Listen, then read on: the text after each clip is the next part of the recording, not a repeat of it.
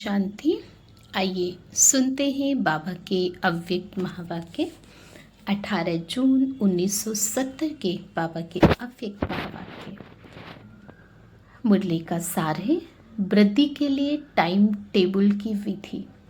बाप दादा का 1 सेकंड में अव्यक्त से व्यक्त में आ गया, वैसे ही बच्चे भी 1 सेकंड में व्यक्त से अव्यक्त हो सकते हैं। जैसे जब चाहे तब मुख से बोले, जब चाहे तब मुख को बंद कर दें, ऐसे होता है ना। वैसे ही बुद्धि को भी जब चाहे तब चलाएं, जब न चाहे तब न चलाएं। ऐसा अभ्यास अपना समझते हो। मुख का ऑर्गेन्स कुछ मोटा है, बुद्धि मुख से सूक्ष्म है, लेकिन मुख के मुआफिक बुद्धि को जब चाहो तब लगाओ, जब चाहो तब न चलाओ। ऐसा अभ्यास है। यह ड्रिल जानते हो। अगर इस बात का अभ्यास मजबूत होगा तो अपनी स्थिति भी मजबूत बना सकेंगे। यह अपनी स्थिति की वृद्धि की विधि। कई बच्चों का संकल्प है वृद्धि कैसे हो। वृद्धि विधि से होती है। अगर विधि नहीं जानते हो तो वृद्धि भी नहीं होगी। आज बाप दादा हर एक की वृद्धि और विधि दोनों देख रहे। अब बताओ क्या दृश्य देखा होगा। हर एक अपने आप से पूछे और देखे कि वृद्धि हो रही है। बहुतों ने हाथ उठाया। मेजॉरिटी अपनी वृद्धि से संतुष्ट है। अच्छा, सारे दिन में अव्यक्त स्थिति कितना समय रहती है। बिंदी रूप के लिए नहीं पूछते हैं अव्यक्त स्थिति कितना समय रहती है। बाप दादा संपूर्ण स्टेज को सामने रख पूछते हैं और आप अपने पास्ट के पुरुषार्थ को सामने रख सोचते हो कितना फर्क हो गया। वर्तमान समय पढ़ाई की मुख्य सब्जेक्ट कौन सी चल रही है। मुख्य सब्जेक्ट यह पढ़ रहे हो कि ज़्यादा से ज़्यादा अव्यक्त स्थिति बने, तो मुख्य सब्जेक्ट में रिजल्ट तो कम है। निरंतर याद में रहने की संपूर्ण स्टेज के आगे 1-2 घंटा क्या है। इनसे ज़्यादा अपनी अव्यक्त स्थिति बनाने की विधि बुद्धि में है। अगर विधि है तो वृद्धि क्यों नहीं होती है। कारण विधि का ज्ञान सारा स्पष्ट बुद्धि में आता है, लेकिन एक बात नहीं आती जिस कारण विधि का मालूम होते भी वृद्धि नहीं होती है। वह कौन सी बात है। अच्छा, आज वृद्धि कैसे हो उस पर सुनाते हैं। एक बात जो नहीं आती वह यह है कि विस्तार करना और विस्तार में जाना आता है, लेकिन विस्तार को जब चाहे तब समेटने और समा लेना यह प्रैक्टिस कम है। ज्ञान के विस्तार में आना भी जानते हो, लेकिन ज्ञान के विस्तार को समाकर ज्ञान स्वरूप बन जाना, बीज स्वरूप बन जाना, इसकी प्रैक्टिस कम है। विस्तार में जाने से टाइम बहुत बैठ जाता है और संकल्प भी बैठ जाते हैं।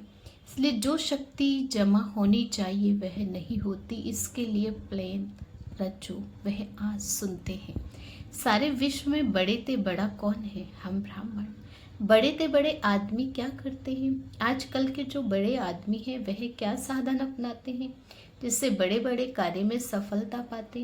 वह पहले अपने समय को सेट करते, अपना टाइम टेबल बनाते। जितना बहुत बिजी होगा उतना उसका 1-1 घंटे का टाइम टेबल बनाते। अगर टाइम टेबल नहीं होगा तो टाइम को सफल नहीं कर सकेंगे। टाइम को सफल नहीं करेंगे तो कार्य भी सफल नहीं होगा। इसलिए आजकल के बड़े आदमी हर समय का टाइम टेबल बनाते हैं, अपनी डायरी में नोट रखते हैं। जब आप ब्राह्मण बड़े से बड़े हो, आप अपना टाइम टेबल रखते हो। यह एक विधि है। जैसे वह लोग सवेरे दिन आरंभ होते ही टाइम टेबल बनाते, इस रीति आप हर एक अमृत वेले से ही टाइम टेबल बनाओ कि आज के दिन क्या क्या करना है। जैसे शारीरिक कार्य का टाइम टेबल बना है, वैसे आत्मा की उन्नति का भी टाइम टेबल बनाओ। समझो, इसमें अटेंशन और चेकिंग कम है। अब ऐसा टाइम टेबल बनाओ जैसे वह लोग अपने प्लान बनाते हैं। आज के दिन इतने कार्य समाप्त करने हैं, इस रीति आज के दिन अव्यक्त स्थिति का इतना परसेंटेज और इतना समय निकालना है। टाइम प्रमाण चलने से एक ही दिन में अनेक कार्य कर सकते हैं। टाइम टेबल नहीं होगा तो अनेक कार्य नहीं कर सकेंगे। तो अपनी डायरी बनाओ जैसे 1 घंटे का स्थूल कार्य बना हुआ है। इस रीति आत्मा की उन्नति का कार्य नोट करो, प्लान बनाओ। फिर जैसे स्थूल कार्य करने के बाद उस पर राइट डालते हो ना, ये हो चुका, यह नहीं हुआ। इस रीति जो भी प्लान बनाते हो वह कहाँ तक प्रैक्टिकल में हुआ व नहीं हुआ, न होने का कारण और साथ उसका निवारण का साधन सोचकर आगे चढ़ते जाओ। आज के दिन यह करके ही छोड़ूंगा, ऐसे ऐसे पहले से प्रतिज्ञा करो। कोई भी कार्य के लिए पहले प्रतिज्ञा होती है, फिर प्लान होता है, फिर होता है प्रैक्टिकल, और प्रैक्टिकल के बाद फिर होती है चेकिंग की यह हुआ यह नहीं हुआ। चेकिंग के बाद जो बीती सो बीती, आगे उन्नति का साधन रखते हैं। जैसे आप लोगों ने नए विद्यार्थियों के लिए साप्ताहिक पाठ्यक्रम बनाया है, तो आत्मा की उन्नति के लिए भी साप्ताहिक प्लान बना सकते हो। जैसे यहाँ मधुबन में जब आते हो तो कुछ छोड़ करके जाते हो, कुछ भर के जाते हो। इस रीति से हर दिन कुछ छोड़ो और कुछ भरो। जब इतना अटेंशन रखेंगे तब समय के पहले संपूर्ण बन सकेंगे। समय के अनुसार अगर संपूर्ण बने तो उसकी इतनी प्राप्ति नहीं होती। समय के पहले संपूर्ण बनना है। संपूर्णता क्या चीज है उसका अनुभव करेंगे। ईश्वरीय अतीन्द्रिय सुख निरंतर क्या होता है उसका अनुभव यहाँ ही करना है। अब देखेंगे कि कायदे मुजीब कैसे अपना टाइम टेबल व साप्ताहिक कार्यक्रम बनाते हो। जितना जो सेंसिबल होते हैं वह ऐसे कार्य यथार्थ रीति से कर सकते हैं। सभी से सेंसिबल है ब्राह्मण, देवताओं से भी सेंसिबल ब्राह्मण है। तो कितना सेंसिबल बने हैं उसकी परख होगी। सेंस के साथ इसेंस भी निकालना सीखना है। इसेंस बहुत थोड़ा होता है और जिसकी इसेंस निकालते हैं वह बहुत विस्तार होता है। तो सेंस भी अच्छा चाहिए और इसेंस निकालना भी आना चाहिए। कोई कोई में सेंस बहुत है लेकिन इसेंस में टिकना नहीं आता, तो दोनों ही अभ्यास चाहिए। सुनाया था ना कि आप लोग भी नेचर क्योर करने वाले हो। नेचर अर्थात संस्कार।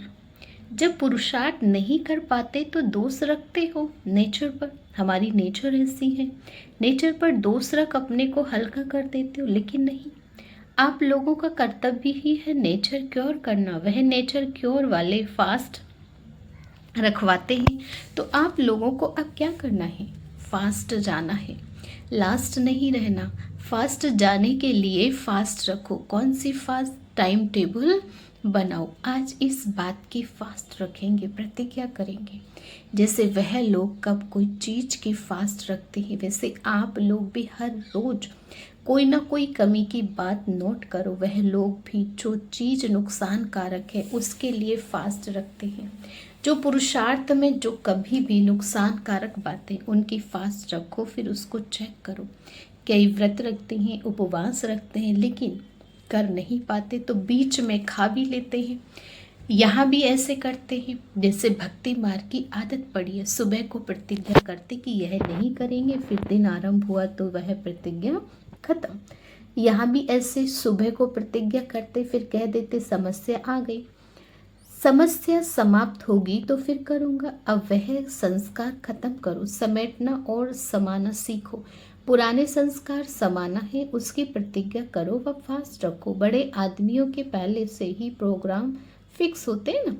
आप लोग तो सभी से बड़े हो तो अपना प्रोग्राम भी 6 मास का फिक्स करो। यह कार्य करके ही छोड़ूंगा, बंद कर ही छोड़ूंगा। जब इतना निश्चय बुद्धि बनेंगे तब विजय बनेंगे। बाप में तो निश्चय है, लेकिन अपने में भी निश्चय बुद्धि होकर कार्य करो तो फिर विजय ही विजय है। विजय के आगे समस्या कोई चीज नहीं। फिर वह समस्या नहीं फील होगी, लेकिन खेल फील होगा। खेल खुशी से किया जाता। कोई कार्य सहज होता है तो आप लोग कहते हो ना यह तो बाएं हाथ का खेल अर्थात सहज है, तो यह भी बुद्धि का खेल हो जाएगा। खेल में घबराएंगे नहीं। बड़े से बड़े हो तो बड़े से बड़ी स्थिति भी बनाओ। कई बड़े आदमी ऐसे होते हैं जो अपने बड़प्पन में ठहरना नहीं आता। आप लोग ऐसे नहीं बनना। जितने बड़े हो उतना ही बड़ी स्थिति भी दिखाओ, बड़ा कार्य करके दिखाओ। कम से कम 8 घंटे का लक्ष्य रखना है। अव्यक्त स्थिति के लिए कह रहे हैं बाबा कि 8 घंटा बिल्कुल अव्यक्त स्थिति।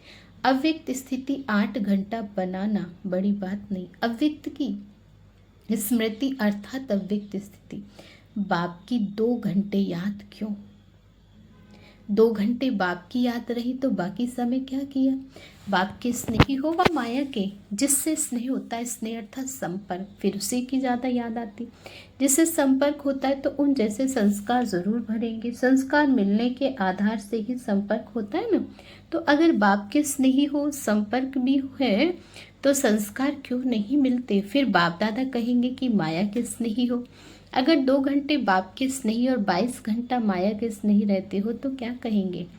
सर्विस करते भी स्नेह को, संपर्क को न छोड़ो, संपूर्ण स्टेज को नज़दीक रहने की है। एक गीत भी है ना, मैं वो हमसे जुदा होंगे।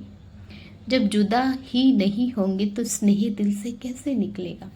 तो होना निरंतर चाहिए, परंतु पुरुषार्थ के कारण फिर मार्जिन देते तो कम से कम 8 घंटे का लक्ष्य रख के डायरी बनाओ, टाइम टेबल बनाओ, फिर रिजल्ट भी देखेंगे। हर सप्ताह की रिजल्ट अपनी ब्राह्मणी से चेक कराओ और हर सप्ताह की रिजल्ट इकट्ठी कर एक मास की रिजल्ट मधुबन आनी चाहिए।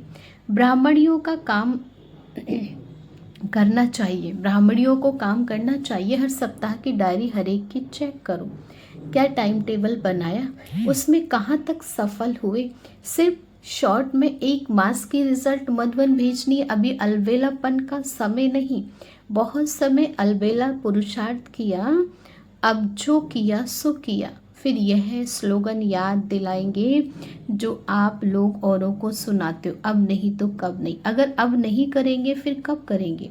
फिर कब हो नहीं सकता। इसलिए स्लोगन भी याद रखना, हर दिन का अलग अलग अपने प्रति स्लोगन भी सामने रख सकते हो। जैसे ये स्लोगन है कि मैं कर्म करूँगा, मुझे देख और करेंगे। इस रीति दूसरे दिन फिर दूसरा स्लोगन सामने रखो। जैसे बाप दादा ने सुनाया कि सफलता हमारा जन्म सिद्ध अधिकार है, यह भी सुनाया था कि मिटेंगे लेकिन हटेंगे नहीं। इसी प्रकार हर रोज का कोई ना कोई स्लोगन सामने रखो और उस स्लोगन को प्रैक्टिकल में लाओ। फिर देखो अव्यक्त स्थिति कितनी जल्दी हो जाती है। फरिश्तों को फर्ज की कभी आकर्षण नहीं होती। अब यह भी आया और गया, कार्य समाप्त हुआ, फिर ठहरते नहीं। आप लोगों ने भी कार्य के लिए व्यक्त का आधार लिया, कार्य समाप्त किया, फिर अव्यक्त 1 सेकंड में। यह प्रैक्टिस हो जाए फिर फरिश्ते कहलाएंगे। तो ऐसे बाबा हमें कह रहे हैं कि हर महीने का कोई ना कोई टारगेट रखो, हर दिन एक स्लोगन लो, है ना, और वो लक्ष्य रखो कि आज मुझे ये छोड़ना है, ये करना है। तो पुरुषार्थ बहुत ही अच्छा हमारा होता है और हम बहुत ही आगे बढ़ते चले जाते हैं। बहुत ही सुंदर बाबा के अव्यक्त महावाक्य। ओम शांति।